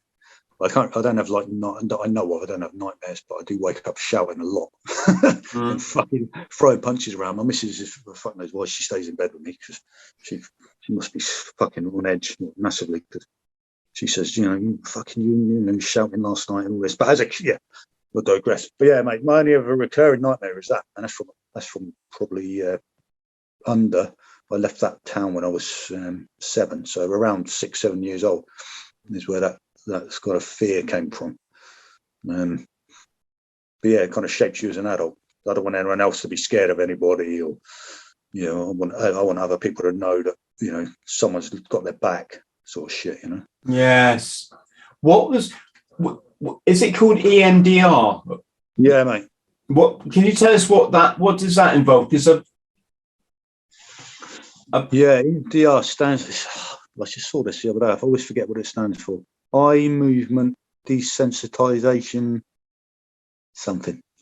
But it's EMD. If people type in, they'll soon find it. Yeah. EMDR. It's so a mate of mine did it actually. I was in a job in a place in Warminster, like an army headquarters job, which I fucking hated. And a friend of mine in that place was going through it, and he told me about it. This is before I went and sought help. Actually, he was doing it with like he was doing it with lights. So he'd see there'd be a light. I think the way he explained it was like the light on the car kit, you know, Knight Rider. And he'd follow it with his eyes like this. Basically, they get you to.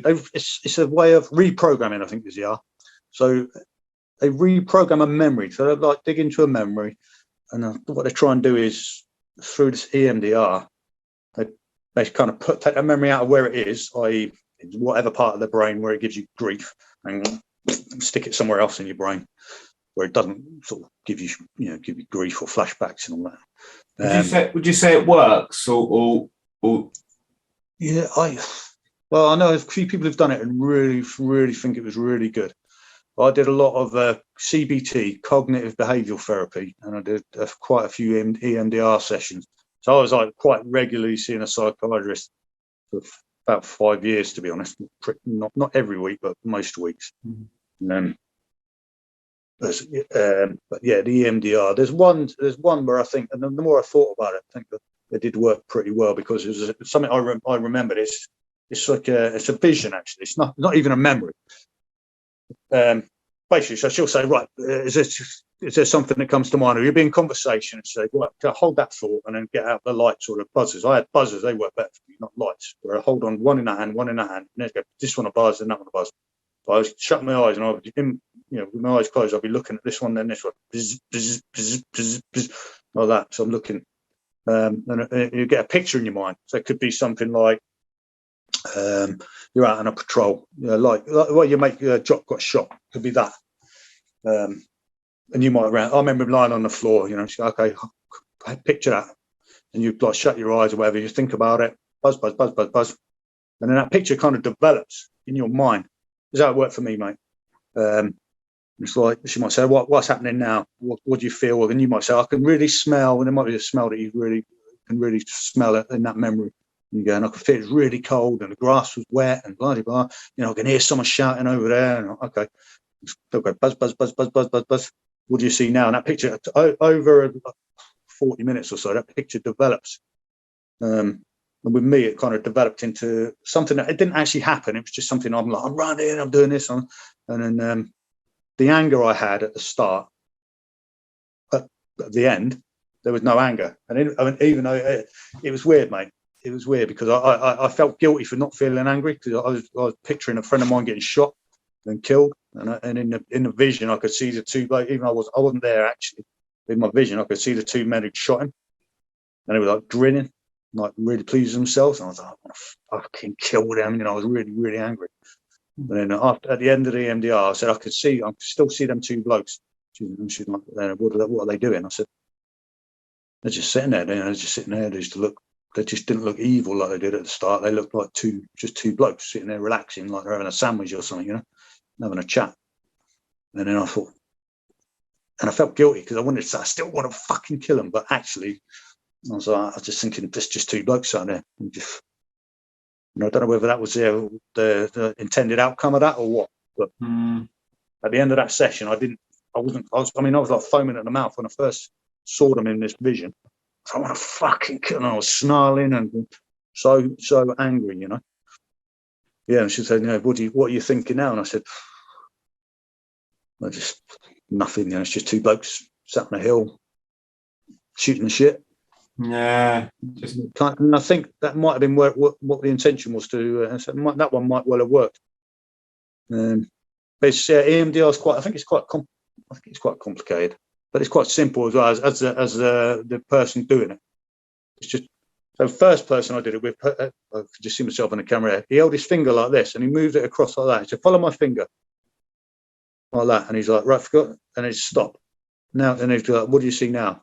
Describe the picture now. And they go, okay, I'll describe it. And he'd do this again. Okay, follow my finger. And he'd do that again. But every time it got to there, I couldn't help but look him in the eye.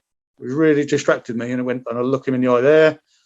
And it just wound me up, mate. And I was just like, I'm just fucking, and that that did the opposite.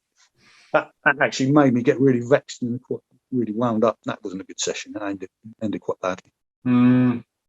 But yeah, EMDR, I'd say I'd give it all a go. I've medication and EMDR, CBT.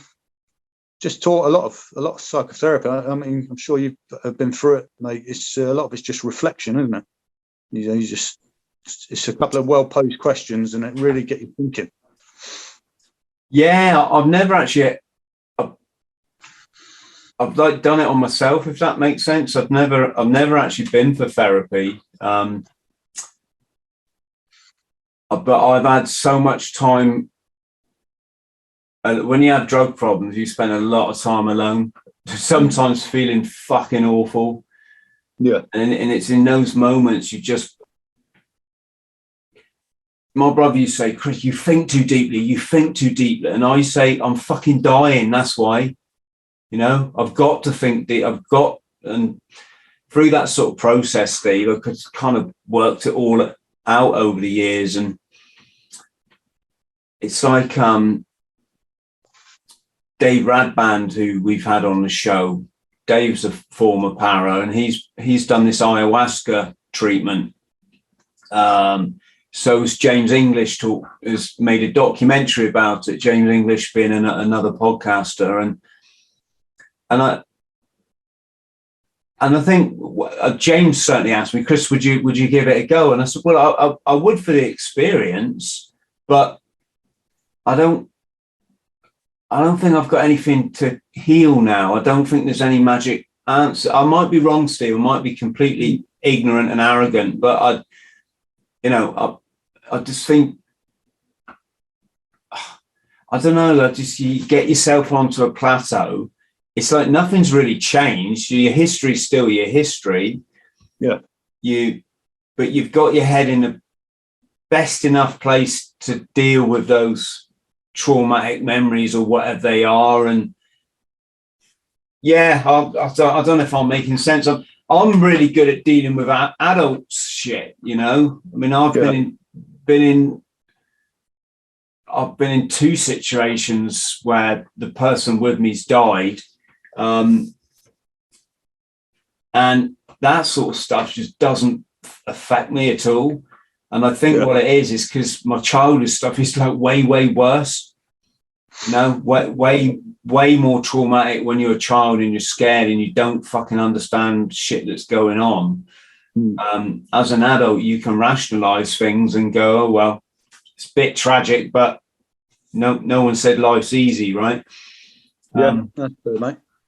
But I don't know. I think the moral of the story is that anyone out there, don't do this on, reach out, especially if you're really, really feeling awful, because it is just thoughts in your head, isn't it? At the end of the day, you'll feel completely different in a year's time. You just feel really bad now, and it's easy to get lost in that moment, isn't it? Yeah. Well, yeah. I mean, I was really skeptical about mental health stuff, and obviously you hear it all the time now, and everyone's got a label with fucking ADHD, PTSD, like ADD. Everyone seems to have got something, anxiety. I was kind of one of them, like, oh, fuck off, not I hate the man up culture, but I was just like, fucking hell, and it's just like life, like you say, life. That's just part of life. I got to a point where I'm gonna fucking kill someone. I'm gonna fucking kill someone because they've done something trivial and they've just caught me on a bad day. I'm just gonna batter them to death. That's how I honestly felt, And I'm not big. I don't claim to be any super hard bloke or anything like that. I just thought that I think this probably is going to happen, because I'm getting so fucking angry about loads of stuff all the time, and I'm just constantly thinking about violence and inflicting violence or defending myself from violence. And I was like, right, I'm leaving the army in a few months. I want to get this addressed while I can. And I went to see someone and basically just told them I was just totally honest about everything, you know. And I thought, well, let them see what they think. Maybe I'm just fucking normal. Maybe I'm not. But I thought I really do feel like I'm going to fucking end up killing someone. And and they kind of got me into the system quite quickly, I suppose, and into a psychologist, psychiatrist, and on medication. And for me, it worked. You know, and there was a lot of stuff I didn't know was there. It's like, you know, if you've already worked out yourself, I suppose that's different. But you know, I was very skeptical and cynical about it all. But you know, I'm quite a big believer in it now. I don't think it's a massive healer. I think the medication is the best thing for me, to be fair, even after all the therapy. But you know, I would encourage people to go and get help. I mean, the doc might just say, yeah, you know, you're all right, mate. There's no fucking wrong with you. It's just a bit anxious. It's more advanced now, though, as well. I mean, back in my day, I mean, my struggles were, God, I don't know, 15 odd year ago. I haven't even really thought, no, 20, coming up for probably 25 years. And back then, you didn't really have all this mental health stuff. You didn't have, you know, you wouldn't go and see your GP and get, well, maybe you would, but my experience was like you go and see some GP and then he'd come out with something knobby and I just would think, fuck you. Some of it was pride, but some of it was just coming from that military background where things are just straight on and they are as they are. And to have someone with a clipboard going, right, do you think the television's talking to you? And I was just like, fuck off, mate. Yeah. I remember once they gave me this big bag of medication and I just went out the surgery, just shoved it in a bin. Yeah. No, it was like you're trying. I just felt that they were trying to fix me, but I wasn't broken. But I did have behavioural signs that people didn't understand. Friends at home, it's all just too complicated. But the point is, if you're struggling, reach out, because there is just such a better life when you get your head around all that shit, you know. Yeah, and there's a lot out there now, like you say, Chris. There's loads of stuff now that wasn't around a while ago. I helped run a mental health support program in Newquay, where we get people in. It's part of the NHS's suicide prevention program, and we just do like survival based stuff. Really, we do. You know, it's like get a fire on, make a brew, learn some knots, learn how to make a fire, go foraging, all this sort of stuff. You know, and it's like it's not from. We've had a few ex-service people and serving service people come through. It's for anyone really, and just being in a group of people where they're not getting judged, or we don't actively get anyone to talk about mental health at all, but everyone kind of understands that they're all subliminally, I suppose. Everyone knows that they're all there for the same reason, because they've got some sort of problem, and people just end up talking anyway, and they know they're not getting judged because they know the person they're talking to they probably feel a bit fucking mental and all. So that works out quite well. You know, I've had some really good feedback on that, where people, just like to just come and, even if we just go for a walk on the beach and talk about, listen to me waffle on about what you can and can't eat. Send me a link if you want me to publish that below our video. Send me the link if you think that can help people, is what I'm trying to say. Yeah.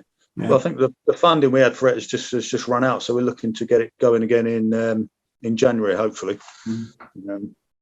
Because that's helped. I know it's helped a good few people, but there's a lot more systems out there now. But blokes in the military don't realise how nuts you are sometimes, because we're all the same, aren't we? And we're in a group of, you might be in a group, say you're in a room of 8 blokes or whatever. All of you are thinking this crazy stuff all the time. You're all on high alert. You're all hyper vigilant. Everyone's thinking about, if this bloke kicks off, or fucking everyone's weighing up the opposition. Whenever you go into a pub thinking, I reckon I could have him, I reckon he'd be fucking hard work, blah blah blah. But it's all right. Big Jonah's with us; he'll sort him out. Everyone's sort of thinking about what if all the time. When you're talking to someone who doesn't think like that, it's like. Right, when you start mixing with civvies or sane people, they're like, what the fuck? And, are you thinking about, how we're going to cut this bloke up and put him in if we got a bag big enough to go and bury him on the moor? And they're like, what? No, of course I'm not. Are you? I'm like, no. No. Yeah, it is. It is funny when you leave the military and you have to get to that point where you realize you can't just fight people. Civvies don't do that. And it's annoying, especially when you get some smarmy little twat in an office and that person who's going, all right, Chris, good weekend. And you're like, you fucking little bastard. You went to the boss on Friday. I know you did. And complained about my work, but it's weird. It's that is normal for a lot of people.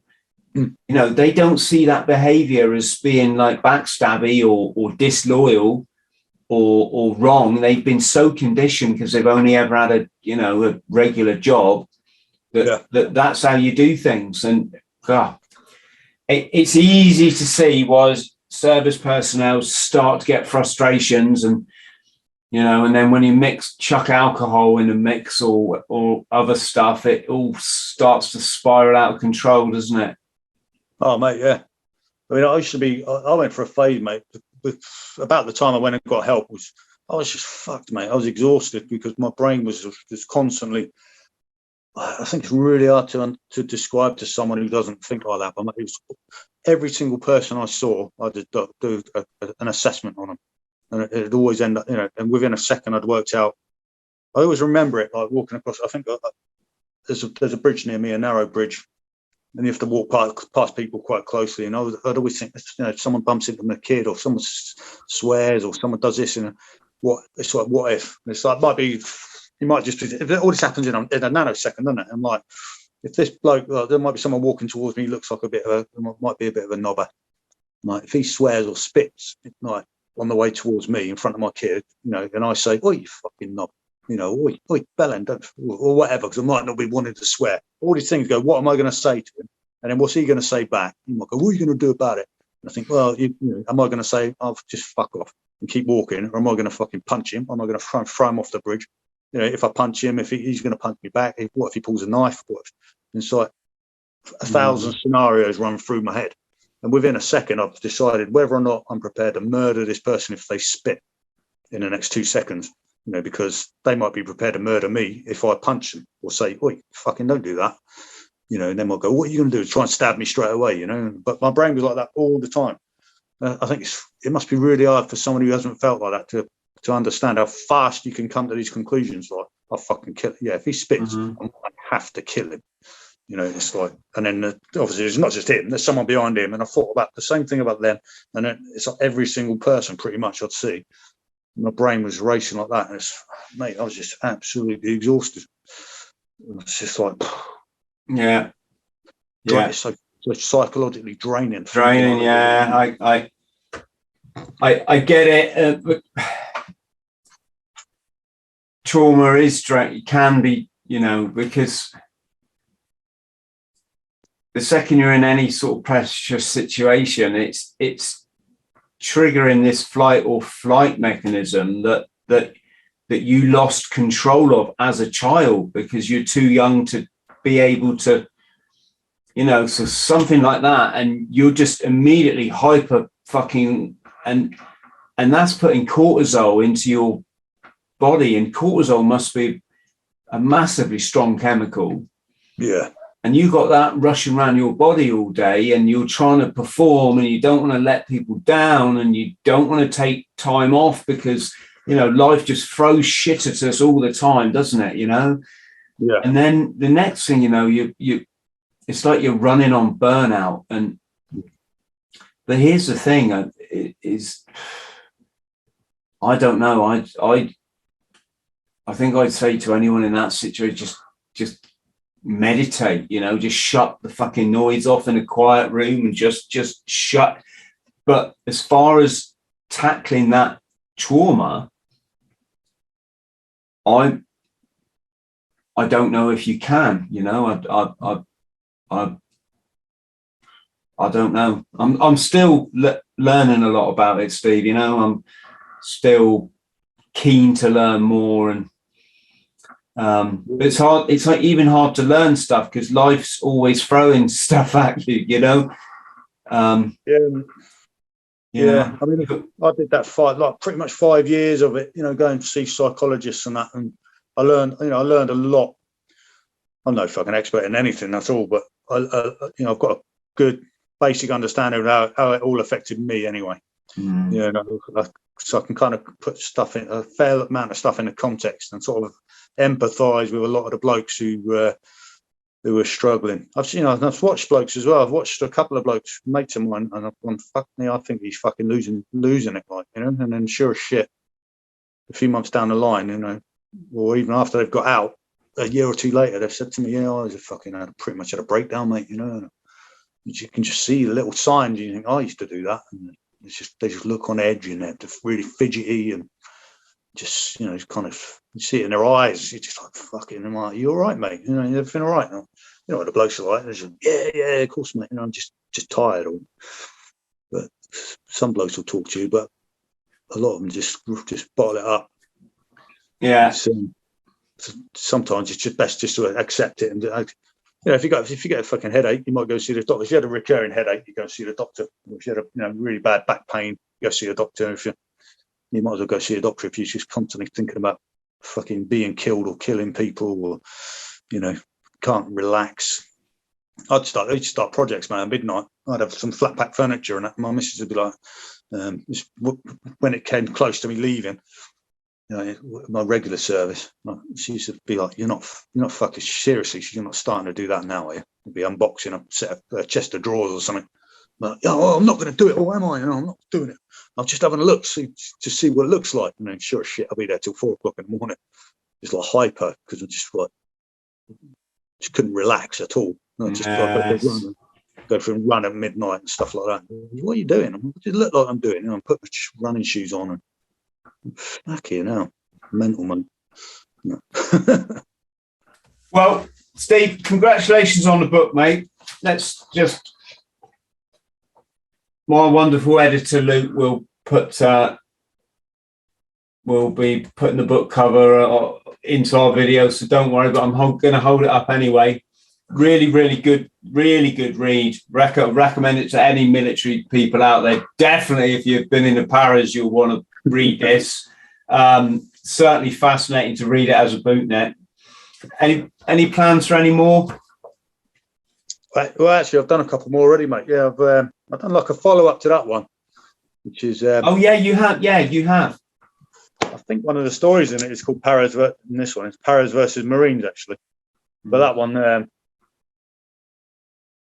you can see that. Yeah. Yes. That one, that's like a follow-up to that. Yeah. Very, very similar, but it's not. I ain't gone. There's more like other people's stories and just mad stories about the blokes. You know, we've all got them mates in the military who just fucking. Yeah, and these are stories that shouldn't get lost, aren't they? Really, you know. Yeah, they shouldn't get lost to the sands of time, or whatever the expression is. There's like I don't know anything about my. I mean, I know my old man. We don't get on anymore, but. I don't know any stories about him. I couldn't tell you one sort of, well, when my dad was younger, he did that. I've got none of them sort of stories. And that's one of the reasons I wrote that You'd Be Nuts Too. Because like I try and be honest with my kids, and I don't lie about anything. You know, I don't tell them I was a great kid or anything like that. You know, I was a bastard kid. You know, I was a pain in the ass. And I don't mind telling them that, because I'm just, you know, I don't lie to them. But there's loads of stories now. They've got 2 books worth of like stories I would tell. You know, me and you met up for a pint. These are the sort of stories you'd tell me or I'd tell you. You know, so at least I've got that to leave behind for the kids. You know, and say, "Oh, actually, my dad wasn't really that much of a boring old fart who did some cool stuff when he was younger." Yeah, my little lad, my dad just wrote fucking drug books and books about running. You get running every day, do you? Yeah, I do. You know, it's wonderful to have found something in my life that I really get great pleasure from. You know, it was different back in the day. You had to run and you didn't always want to, did you? You know, it's like, especially if you were like me and I was always shit at it. But now I do it because I realize the importance of me time, to actually just have some time for me. And I don't really get that in a day. I'm always on this fucking thing here, you know, editing or talking to people or da-da-da. Now we're getting the Global Veterans Alliance off the ground. It's just a workload. It's almost beyond my capability, Steve, to trying to coordinate the fledgling beginning of what is essentially a global organization, with very limited resources, finance and manpower. It really does put you through your paces. So the running thing is me, but I fuck it up a lot, because to get the most out of it, you've got to switch off. Yeah. And sometimes I find myself running a mile and I'm still just got the recurring thought about work, and I'm, whoa, Chris, stop it. Think about the beach. Think about being in the jungle. Do you know? And I purposely try to, because running's obviously a form of meditation, isn't it? You know, and when you meditate purposely to stop the noise, just stop the noise. And so I do have to remind myself when I run to just stop thinking about some work issue or some podcast that I've got to do, or there's something, and it's like, well, just stop. To be honest, it's normally some sort of conflict thing, you know, some human relationship that's become awkward, and then you're like, and but no, going back to running, I like it. I mean, I'm 52 now, right? I know I don't look it, but here's the thing. On my life, I'm fitter and faster than when I was in the Marines, right? Seriously, I could run out the door now and if I had to, on a running track, probably do a sub 7-minute mile.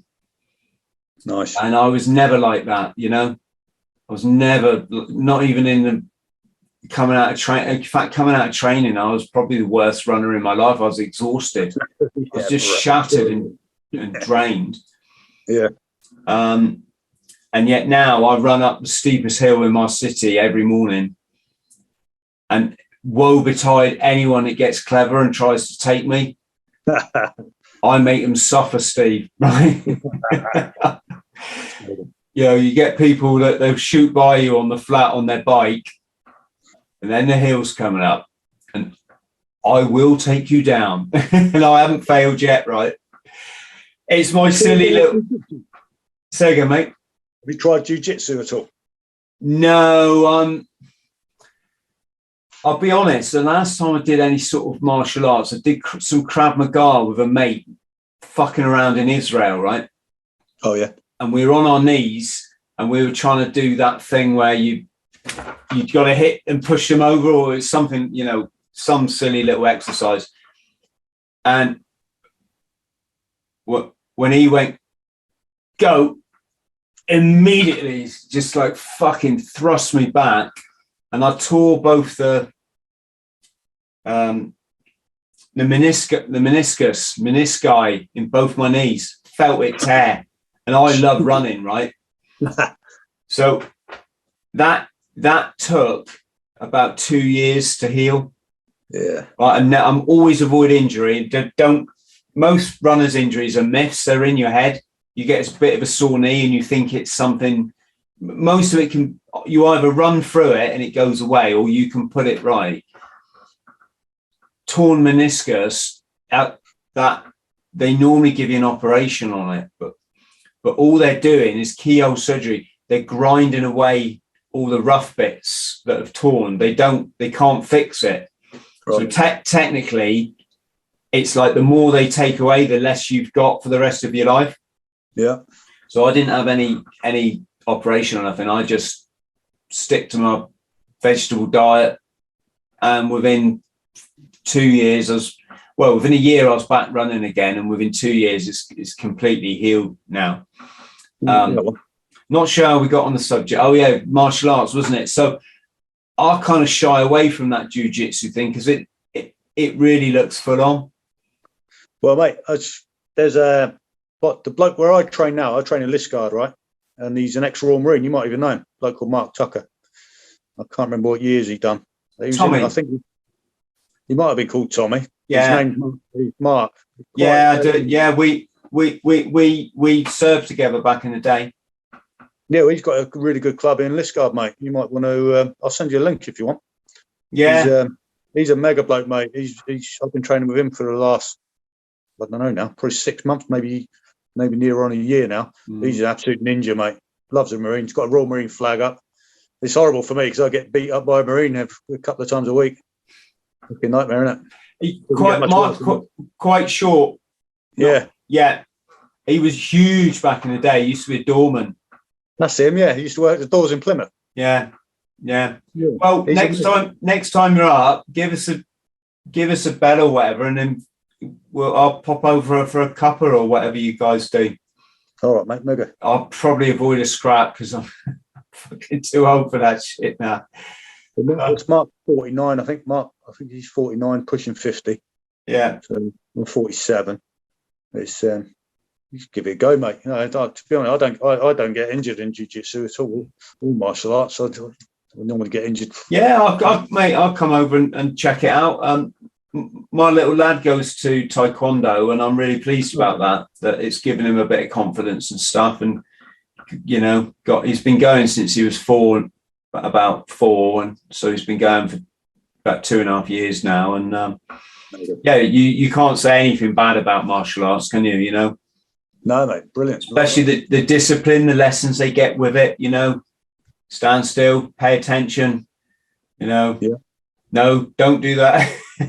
It's good to get humbled as well, mate. It's good to get beat up every now and then. Keep your feet on the ground. Yes. Right, brother, I'll cut you loose. Great chatting, Steve. Yeah, nice to meet you, Chris. Yeah, we'll have to... They crack me up, them videos you do in the morning and little stories, mate. I love little stories like that. They crack me up, man. Yeah. Well, I try and do a mix between something a bit inspirational for people who might be struggling and just a few old dits. And I'll be honest, I'm not... Military's a long time ago for me. I don't really live there anymore, if that makes sense. I can understand it's different for people who spent 20, 30 years in the trade, but what I do find is it's really good for getting young men's attention. They're all a bit too obsessed with the military, to be honest. Not every young man, but a lot of them, from the call. I think it's from the Call of Duty and stuff. And I personally think it's the psychopaths brainwashing them for their wars. And I love turning the tables on the psychos and using their methods against them. So I now get, young men come to the podcast or my Instagram or whatever it is, and I can give them some real life lessons, the important stuff that really does matter, not firing fucking guns and playing soldiers and stuff, but stuff that will, help you get the most out of life and all the stuff that no one told us this stuff as kids, Yeah. We were told to be seen and not heard and smacked around if we, people even perceived we were misbehaving and you didn't have adults go, right, look, people are going to tell you life's like this, but that's all shit. They're a bunch of cowards. It's really like, so, it's kind you say, mate. Thank you. And I'm just trying to do my bit, Yes. Nice, mate. Yeah. Steve, stay on the line so I can thank you properly, but massive thanks again. To our friends at home, big love to you all. Look after yourselves. If you can like and subscribe, that'd be wonderful. And hope you've enjoyed this as much as I have. Thank you.